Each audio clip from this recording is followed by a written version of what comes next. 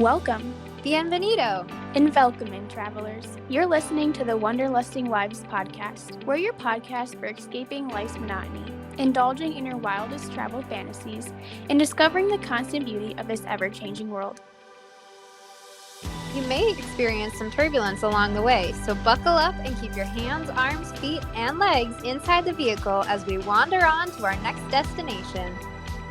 On today's episode, we'll be joined by Steve Silverman, host of the podcast World Gone Good, for some of the most powerful travel stories you might ever hear. Welcome to the Wanderlusting Wives podcast. We're your navigators, Allison And Regan. And today we have kind of a unique episode coming at you, and we're going to have a really special guest. Steve Silverman is joining us today from World Gone Good podcast, and he'll tell you a little bit about his podcast. It's really cool. We encourage you to check it out, and we're going to give you all the information for how you can check it out. But before we get into that and get to know Steve a little bit more, we're going to start off with our icebreaker, as always. So today's icebreaker is just picture this. And it might not be too far in the future, but just go with this. If travel is created for deep space and deep sea, which excursion are you booking? Allie, you want to go first?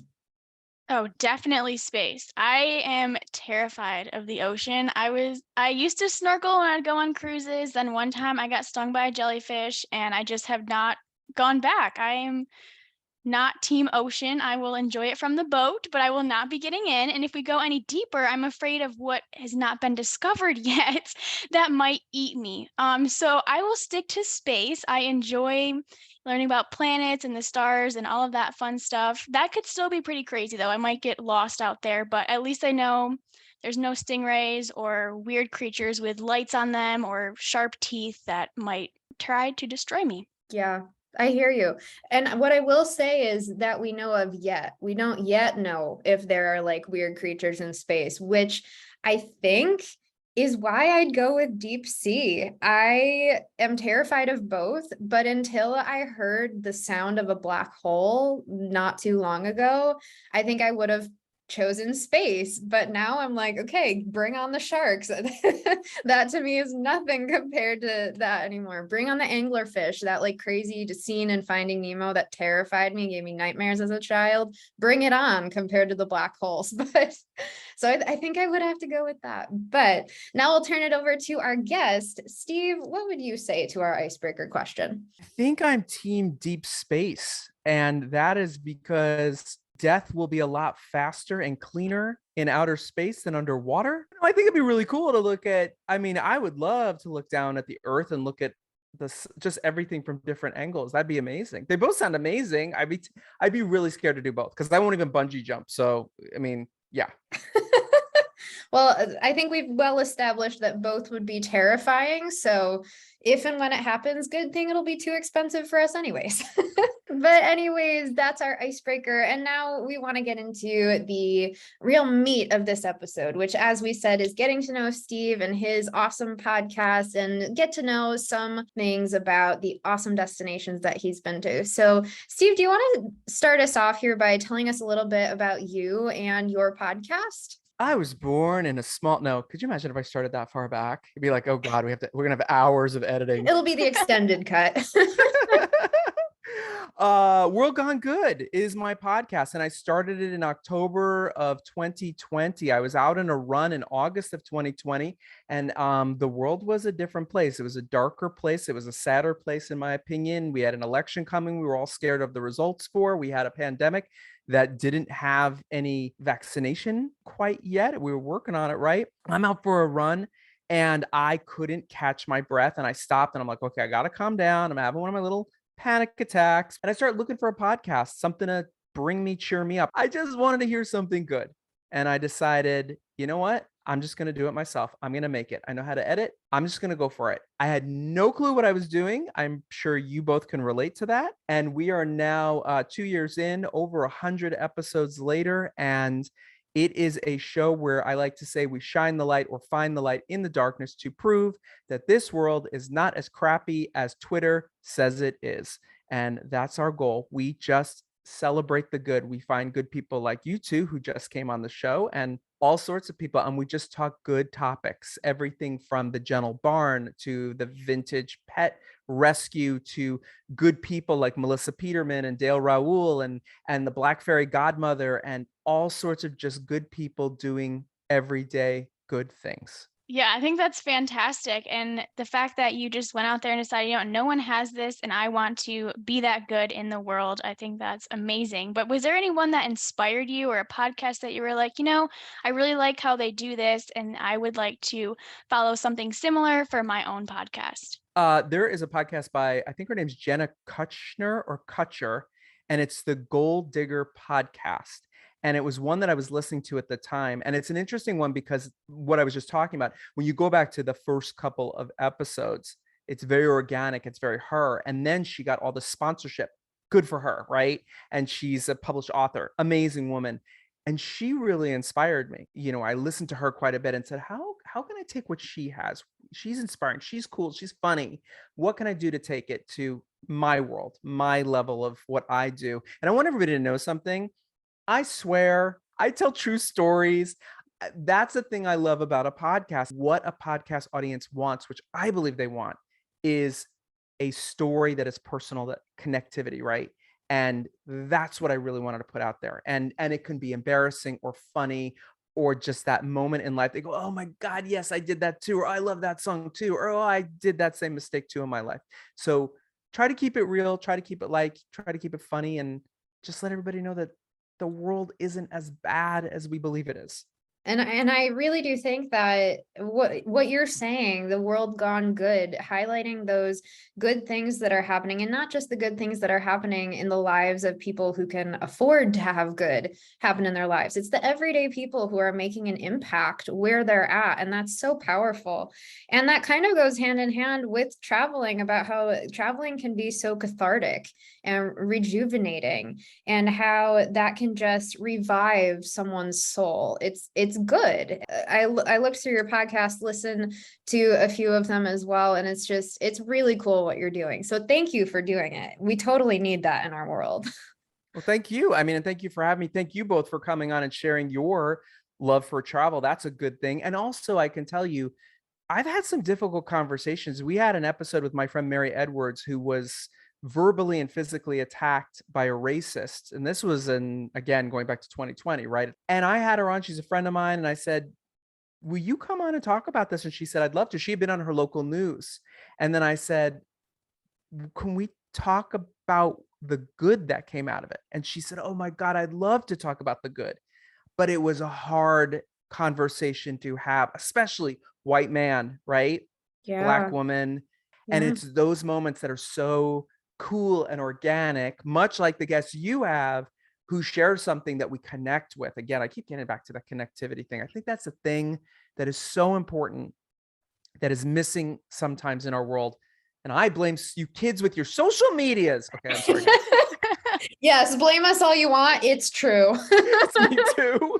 Yeah, and it's so true. Those hard, honest conversations where, exactly, it is what it is. It's honest and it's authentic. And those are important moments because we can't always just be saying, oh, everything's fine, I'm perfect, I know exactly what I'm doing. We're humans, we mess up. And there is honestly a lot of good that comes from it. Looking at a pandemic where, yes, there was so much devastation, but out of that, I rearranged my priorities in my life and I have stronger relationships with people now than I ever would have had.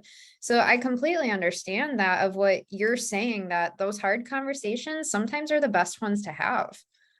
Yeah. Our second year anniversary show, which is show number 101, if anyone wants to go listen to it, what I did is I end every show with tell me something good. And I brought that out to both of you, right? And you had to answer that. Tell me something good. And you put somebody on the spot. Sometimes it's like, oh crap, what's something good that I can come up with? I took every single guest, and it's over 125 guests in 100 shows, and I laid them all out together. We edited them all smooth. And it is about 25 minutes of people telling you something good. And if you need a blast of good, and I bring it up for the reason you just said, you can hear the transition in the tone of people, because from episodes 1 to about 15, we were in the throes of the pandemic. and you can hear it in people's voices. And now when you listen to the most current ones, everyone's up here and everyone's light, but it's a really interesting transition to hear of how much changed. And that goes back to travel too, and how we travel the world and how we look at the world. Oh, I'm definitely going to have to check that out. That's incredible. Okay, so that brings us to travel and how we can shed so much light just from this podcast or other podcasts with sharing our experiences with travel and how we have preconceived notions of different countries and how our experiences have changed our views on certain places that we've been to. Is there a specific country or travel experience that you had that maybe a stereotype was debunked for you, or maybe your perspective changed on that place? I actually told a story in I'm not plugging my show too much here, but in my 100th episode, I told the story of what happened on my trip to Italy. And something happened in my friend group. And it was the day before we were coming home. And I literally had in 24 hours, like a consolidated eat, love, pray experience where everything was just changed. And having been 15 days all over Italy, never traveling this far in my life. The furthest I'd ever gone was Cancun, Mexico. Went to Italy, did the entire country, had an amazing time. And then the friend group had a fight and it changed everything. And here you are in a foreign country fighting like little kids, like idiots, quite frankly. And this is 15 years ago. So that's a different person. You know, we all evolve, I hope. And on my flight back, I had a journal and I opened up the journal and there was a woman sitting next to me. It was like 2, and like 7 across. So I made sure to get the 2 by the window. And I was on the aisle and she was by the window, right? And I started writing in a journal. And I started writing every single negative thing I ever told myself about myself. And at the bottom of each page, whether I filled the page or not, I wrote, and I release you into the ocean below. That journal had to be, it's in the other room. It's got to be 100 plus pages. It's a little journal. And when I finished, it had been like 5 hours of writing. The woman next to me turns to me and she goes, "You've been writing this entire time. You wrote a novel. What did you write?" And I look a stranger in the eyes and I said, "I just wrote down every single negative thing I've ever said about myself, thought about myself, believed about myself." And at the bottom, I wrote, "And I release you into the ocean below," and I let it go. Because when I land in Newark, New Jersey, I want that all gone. I want that past life gone. And this woman literally started to cry and said, oh my God." And I said, and we started laughing. I say that because of what you just asked is that trip changed my life for so many reasons. Get out of your comfort zone. You can go to a foreign country where you go to little towns like Massa Labrenze above Sorrento. You're in a little town and no one speaks English. And you don't have a smartphone because it's 2007. And you have to just be present. And that's the magic of travel to me. And that was such a magical, sad trip because friendships were lost, but I found myself. I was gonna say, I think it might be that lady sitting next to you on the flight because I was thinking, wow, that is so powerful. And I think that's something more of us need to do because there is so much negativity and and I think that's so important that we take that time to just let things go and realize that we are important and there is good in this world, whether we write it down in a journal or not, or just talk about it with ourselves. I think that's beautiful. And I'm so glad you had that experience. Yeah. And our brains are so, like, our brains and our bodies are so much more equipped than we give them credit for. Like, even just like before we knew anything about ourselves or this world, our brains and our bodies were ready to take it on. And we get in the way of that sometimes. And so sometimes it does take being in a remote Italian village to like really just center you and reset your brain and just give your brain space and your body space to be what it is. And exactly what you said, be present. So I think that might be one of the most powerful travel stories I've ever heard. And I do know that when we recorded our episode with you for your podcast, you mentioned a couple of other places that you've been. So where else have you been? What would you say are like the top 3 places that you've been? And are there any stories that came from those trips as well? The number one favorite place I've ever been to is Fiji. And I have to tell you and everyone listening, I went on a Groupon. It was 60% off. It was insane. It was an all-inclusive island. I'm going to think of the Matangi. I can't remember it. If you can go to Fiji, Matangi Resort is on the furthest island. So you go directly in from LAX to, you land in Fiji. The funniest thing is you have to go on a puddle jumper from the main airport to your island. Okay.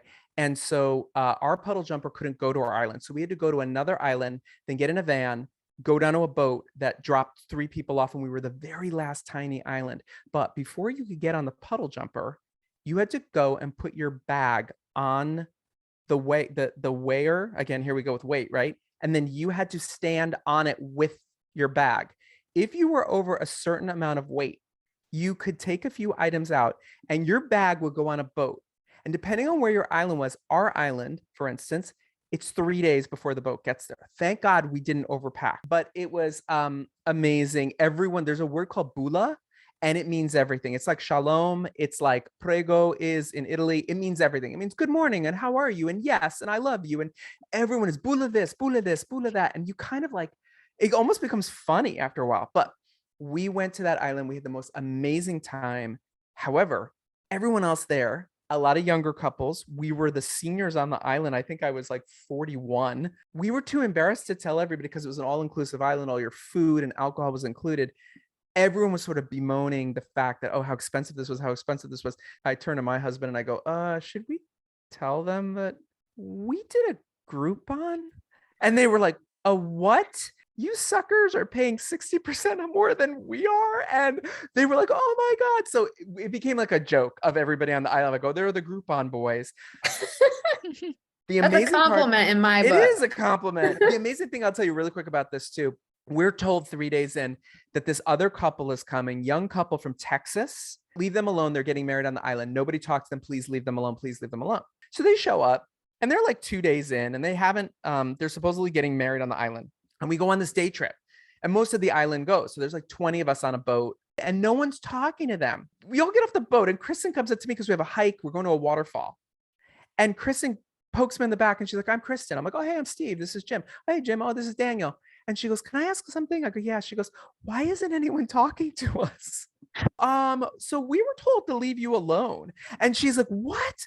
So their story was they were supposed to get married in this lavish Dallas, Texas, I believe, wedding. And her sisters and mother drove her so crazy that she went to her dad and said, the wedding's off. I want the money for the wedding. We're just going to go to Fiji and get married on our own. And her father was like, hell yeah, you are. Here you go. Because it was probably less money for him. So she had our dress shipped with them, right? And then she said to Jim and I, after we jumped in waterfalls together for the whole day and had the best time and went back and started drinking Mai Tais and wine on the beach, she asked Jim and I if we would stand up for them at their wedding. And they got married on the island and we didn't, we said, we don't have any clothes to wear. So like we wore shorts and we're all barefoot. She was in this gorgeous gown with the water coming up. And then at the last minute, they decided to throw a party. So it was really just really cool. And the funniest thing was that she told us, I can't wait to get home and tell my mother and show her pictures and then say, we chose these 2 gay guys from California over you people. And I just started laughing so hard. That is an amazing story. And also, I'm so glad that her dress made it to the island and like it didn't have to be left on a boat to get there 3 days later.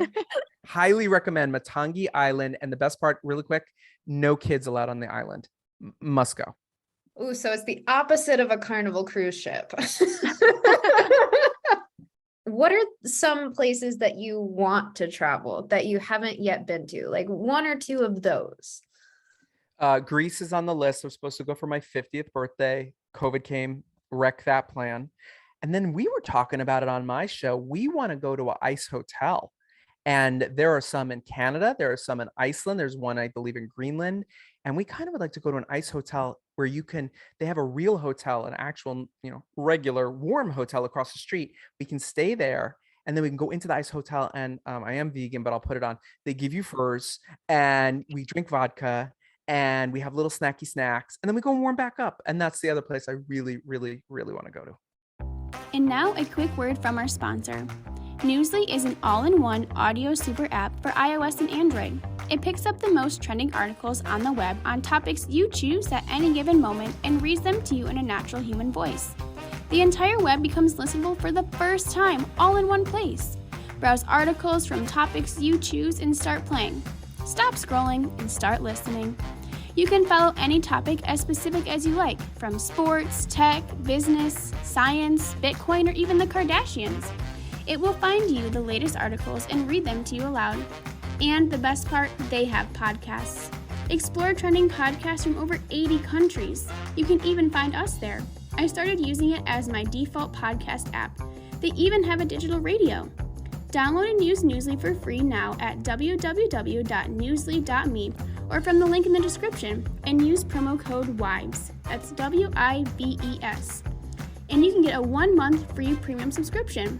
You can find all this information in our description from this episode. And now back to our episode. Can I just say one thing to you and your audience, because I've talked about this before on my show, and I've been asked this a lot because I work in television and I work in film, and I get asked by a lot of people, up and coming people, because I'm older, I'm not gonna lie, I'm 52, I'm proud of it. And I've had a nice career along the way. And I've been asked so many times, like, what is it? What is the secret? What, if you could give me one piece of advice, what advice would you give me? And I give everybody the same piece of advice. And this is why I bring this up. It's one word, it's travel.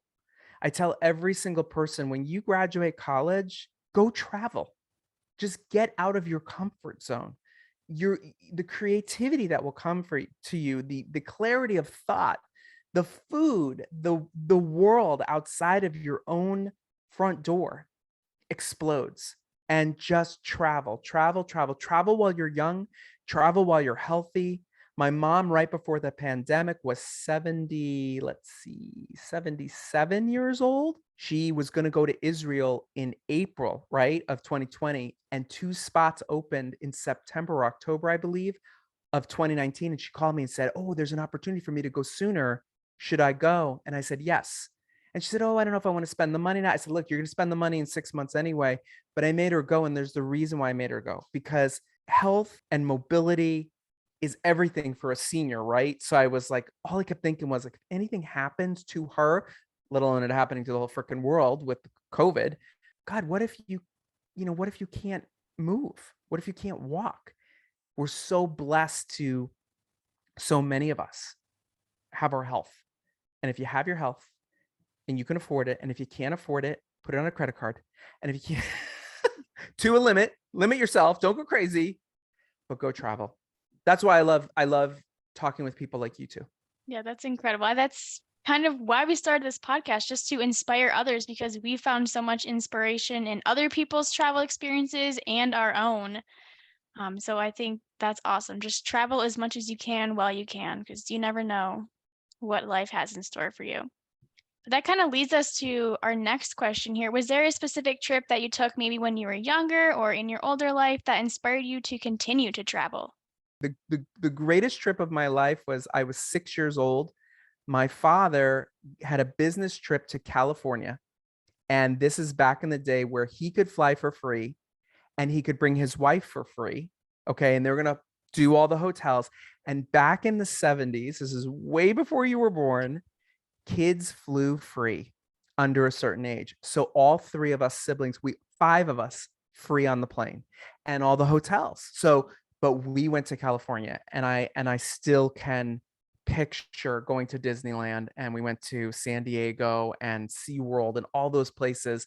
And it was just so exciting to go on a plane. And again, just to be like this little kid from New Jersey and having this adventure. So that's, that and the 9 million car rides with no seatbelts, where we used to fold down all the back. And how any child from the 1970s listening right now knows what I'm talking about. How any of us are still alive, I don't freaking know. My parents, we laid all the backpack and the back seats down. They put out a blanket, and me and my sister and brother just sort of walked around the car, played games. I'm trying to picture this in modern day, and it's not going well in my brain. It's It nuts. doesn't make sense. Wow. Well, Steve, thank you so much for all of this, for telling us about your podcast, for talking about travel with us a little bit and the importance of it and how powerful it can be. Before we wrap up, Allie, do you have anything else that you wanted to talk with Steve about? That's all for me. Did you have any final thoughts for us, Steve? No, I will, anyone listening, like I always say, is get out there and travel, and travel safely. and dream. That's like one of the most exciting parts of traveling is the planning and the excitement you have. Like when you're booking a hotel and you're like, no, I found a better hotel, or no, this is cool because this will be right by here. And the last thing I'll say, because I've said a lot, use the concierge in any hotel. If you stay at a hotel and you're not at an Airbnb, use the concierge. Where do we go? We were in San Miguel on the Azores, off 1,000 miles off of Portugal. We went there. Highly recommend. You can go right out of Boston. There's a direct flight on Azor Air. Look it up. We stayed at a 4-star hotel. You're going to cringe. You're going to start laughing, for $150 a night. It was one of the best hotels on the island. Very nice place. I took my Waze on my phone and I had put in all the places I wanted to go before we went. And the concierge sat there and he lined everything up and was like Monday, Tuesday, Wednesday, because he knew the island. So this is what I say. That's my number one. My number two, really quick, hail a cab in any city you go to in Europe or any foreign place that does not speak your language. You hail a cab, get in the cab. When they ask you where you want to go, ask them where they go to dinner. Ask them where they go and have coffee. Ask them where they go to have some experience that is insane or fun or local. We did this in Rome and they took us all the way up in the hills. He gave me his card, the driver, and said, have them call me. I'll come get you. We go in this restaurant. No one spoke English, but he had called ahead for us and told them we were coming. It turned out it was like his sister's brother-in-law's mailman's cousin's uncle's son. You know what I mean? Right? And so a movie that will be coming out next year, in other words. Yeah, totally. But we had the best time. And it was incredible because it wasn't the touristy thing. It wasn't the thing we looked up. It's what the locals know. So that's my last brilliant piece of advice. And other than that, I thank you so much for having me. And I thank you so much for coming on my podcast too. Thank you so much, Steve. And everyone, go check out Steve's podcast, World Gone Good. We'll give you all the information. You won't want to miss that if you want some sunshine in your life. Thanks for listening. Thanks for tuning in to the Wanderlusting Wives podcast. Come escape with us again every other Tuesday. Give us a subscribe and a follow on all of our social media and wherever you listen to your podcasts. And until we chat next time, wander on.